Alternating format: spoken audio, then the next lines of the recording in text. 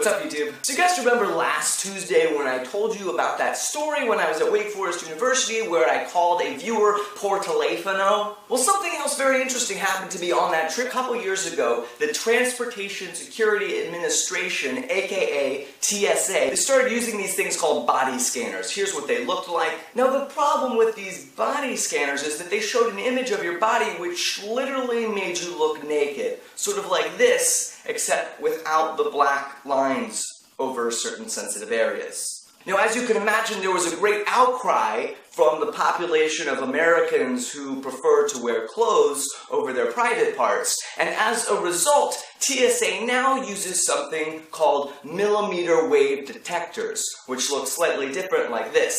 Now, millimeter wave detectors, instead of showing sort of a naked image of your body, they just make a general outline of a human body, which looks like this.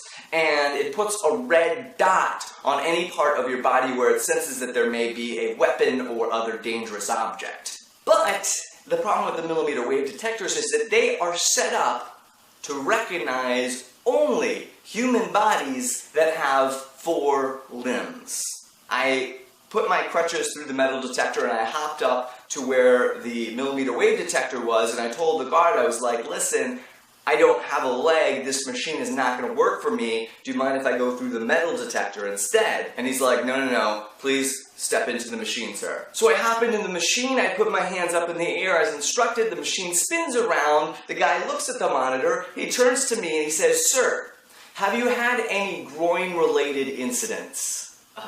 What? I'm thinking, I just went to the restroom, does that count? And he repeats the question, he's like, have you had any groin-related incidents? For example, operations, surgically implanted devices in the groin area. And so I said, I was like, well, like I told you, I'm missing my leg. My leg is amputated from my hip, which is commonly considered to be part of the groin area. And then he turns the monitor towards me, and the monitor shows a shape that looks something like this. And he's like, as you can see, our machine is picking up many problem areas around the left side of your groin.